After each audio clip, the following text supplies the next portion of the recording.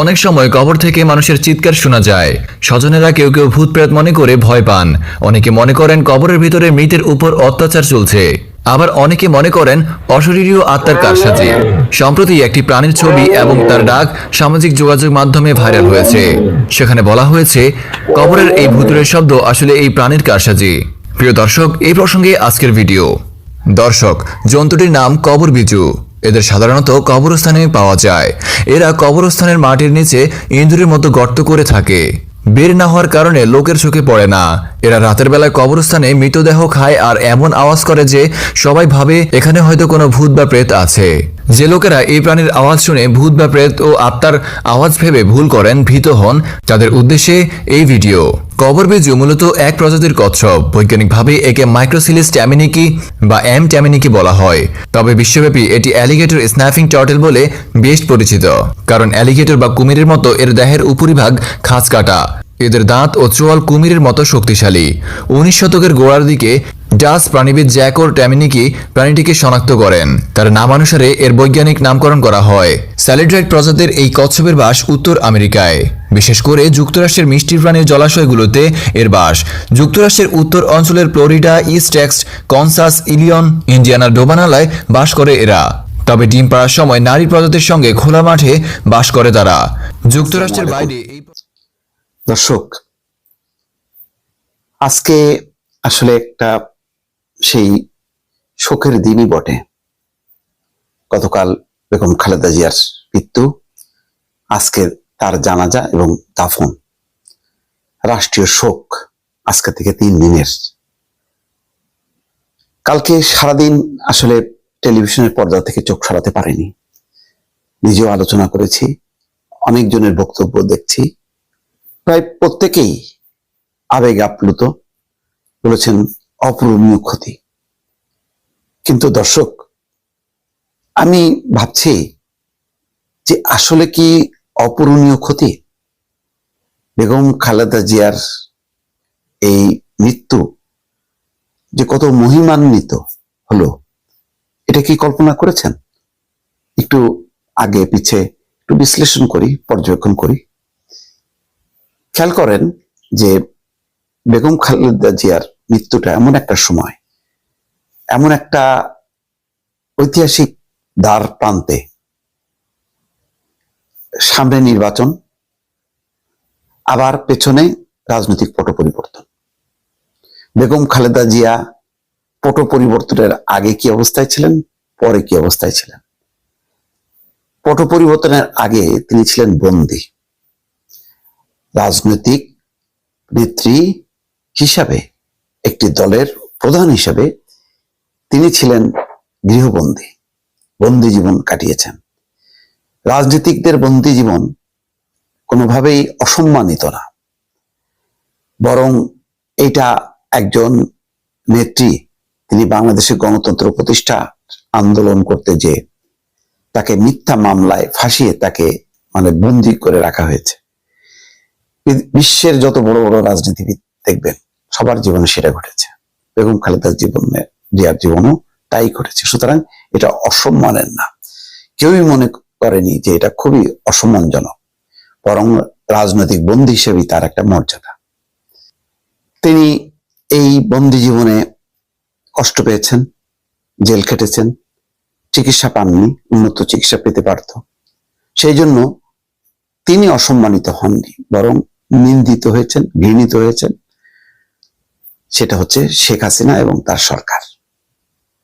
তাহলে এখানে বেগম খালেদা জিয়ার ব্যক্তিগতভাবে হারানোর কিছু নেই, বরং এটা অত্যন্ত মর্যাদার একটি অবস্থান ছিল যে প্রতিদ্বন্দ্বীরা তাকে মোকাবেলা করতে না পেরে তাকে নির্বাচন থেকে বঞ্চিত করেছে এবং একই সঙ্গে তাকে গৃহবন্দী করে রেখেছে। বিশ্বের অং সান সুচি গৃহবন্দী কেন? সামরিক শাসকরা তাকে ভয় পায়। নেলসন ম্যান্ডেলা এক সময় লম্বা সময় নির্বাসিত জীবন কাটিয়েছেন কেন? শাসকরা তাকে ভয় পেত, শ্বেতাঙ্গ শাসকরা তাকে ভয় পেত। তো বেগম খালেদা জিয়াও তাই ভয় পেত। কেন? যে বেগম খালেদা জিয়া যদি রাজনীতি করেন তাহলে গণতান্ত্রিক আন্দোলনের জন্য যে মানুষের যে স্লোগান হবে, যে আন্দোলন হবে, এটা শাসনকে, শেখ হাসিনার শাসনকে নড়িয়ে দেবে। সেই কারণে বেগম খালেদা জিয়াকে মুক্ত রাখতে তারা সাহস পাননি। তাহলে এই জীবনটা তার সংগ্রামের, এই জীবনটা তার সম্মানের। যদি আমি 5ই আগস্টের আগে কথা বলি, আবার 5ই আগস্টের পরের তার জীবনটাও কতটা সম্মানের, দুইটা জিনিস বলি। যে 5ই আগস্টের পর বেগম খালেদা জিয়া তিনি মুক্ত হয়েছেন, সমস্ত মামলা প্রত্যাহার হয়েছে। এর মধ্য দিয়ে প্রমাণ হয়েছে যে তাকে মিথ্যা মামলায় তাকে সাজা দেয়া হয়েছিল। তাহলে এটাও তার জন্য একটা জয়, এটাও তার জন্য একটা সৌভাগ্য। তিনি নিজের চোখে দেখতে পারলেন যে তাকে যারা কষ্ট দিয়েছে, যার কারণে তিনি বন্দিত ছিলেন, চিকিৎসা নিতে পারেননি, নির্যাতিত হয়েছেন। তার পুত্র কোকো মৃত্যু হয়েছে, করুণ মৃত্যু হয়েছে বিদেশে থাকা অবস্থায়, পাশে থাকতে পারেননি। লাশ আসার পরে যখন এসছে তখন মরদেহ এসছে। তারেক রহমানের কাছে যেতে পারেননি অসুস্থ অবস্থায়।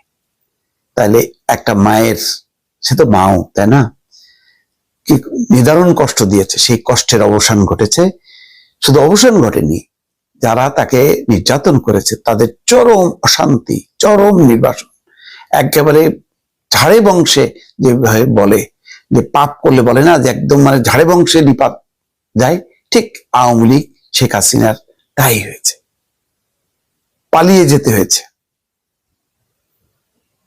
বেগম খালেদা জিয়ার একটা ক্লিপ দেখেন না, যে বাংলাদেশে আমার ঠিকানা, বিদেশে আমার কোনো ঠিকানা নেই। তাহলে তিনি দেশে যখন নাকি ক্ষমতায় ছিলেন না, নির্যাতনে ছিলেন, বন্দী অবস্থায় ছিলেন, তখনও ছিলেন সম্মানের।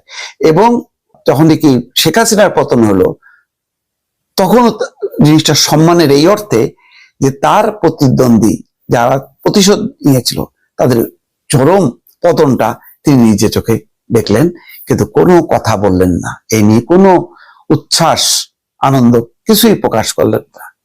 এটাও তার যে মহান কতটা, সেটা কিন্তু প্রমাণ হলো।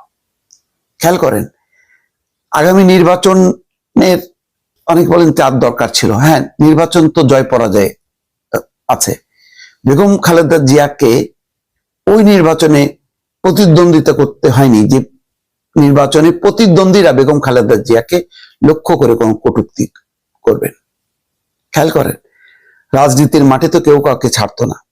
যদি বেগম খালেদা জিয়া বেঁচে থাকতেন এবং এই আন্দোলনের শক্তি মধ্যে বিভাজন, সেই বিভাজনে তিনি একটা পার্ট হয়ে যদি তিনি নির্বাচনে রাজনীতিতে অবতীর্ণ হতেন, ভোট যুদ্ধে সামিল হতেন, তাহলে প্রতিদ্বন্দ্বীরা কিন্তু তাকে ছেড়ে কথা বলতো না। সেটা তার জন্য অসম্মানিত হতো, অসম্মানিত একটা বিষয় হয়ে দাঁড়াতো। সেই অসম্মানটা তাকে দেখতে হলো না। এটাও একটা সৌভাগ্য। যতগুলো পয়েন্টে আপনি আলোচনা করবেন, হায়াত মওত তো আল্লাহর হাতে, আপনাকে চলে যেতে হবে, কিন্তু আপনার যাওয়াটা সম্মানের কিনা এটা খেয়াল করেন। আজকে রাষ্ট্রীয় শোক, তিনি কি, তিনি সাবেক প্রধানমন্ত্রী। সাবেক প্রধানমন্ত্রী তো শেখ হাসিনা, তার যে অবস্থান কোথায়, তিনি দণ্ডিত হয়েছেন কেন? গণহত্যার দায়ে। তিনি দেশের মাটিতে থাকতে পারেননি, থাকা তার সম্ভব হয়নি।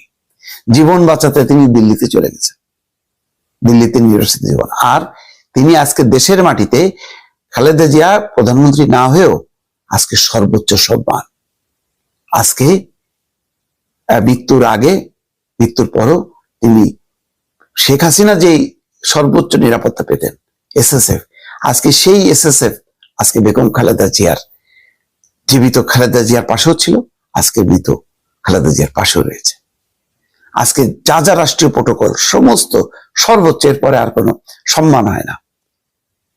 মানে সামরিক বাহিনী, বেসামরিক বাহিনী, সাধারণ মানুষ আজকে তাকে সম্মান জানাচ্ছে। মানিক মিয়া অ্যাভিনিউতে হাজার হাজার লক্ষ লোক মানুষ সম্মান জানাবে। এর চেয়ে একটা মানুষের জীবন আর কি হতে পারে? তার রাজনৈতিক জীবনের পদে পদে শুধু সম্মান, সম্মান, সৌভাগ্য, সৌভাগ্য, সৌভাগ্য। কোথাও কোনো অসম্মানের কোনো জায়গা নেই। তুলনা করেন, কোনো কারণে আজকে যদি শেখ হাসিনা যদি তার মৌত আসে, তাহলে অন্ধকার জীবনের, নির্বাসিত জীবনের, ঘৃণিত জীবনের মধ্যে তাকে মৃত্যুবরণ করতে হবে। এই সম্মানটা তিনি আর পাবেন না। কিন্তু খালেদা জিয়া জীবিত অবস্থায় রাজনৈতিক জীবন, তিনি আপসহীন নেত্রী, তিনি গণতন্ত্রের একজন পুরোধা নেতৃত্ব দিয়েছেন। যিনি ক্ষমতায় না থেকেও 5ই আগস্টের আগেও তিনি সম্মানিত, 5ই আগস্টের পরেও তিনি সম্মানিত হয়ে বিদায় নিচ্ছেন। এইরকম সৌভাগ্য আর কয়জনের আসে, কয়জনের আছে মানুষ একটা মানুষের জীবনে? বিষয়গুলি একটু বিশ্লেষণ করেন। আমার সাথে একমতকে দ্বিমত অনুগ্রহ করে কমেন্ট বক্সে লিখবেন, জানাবেন।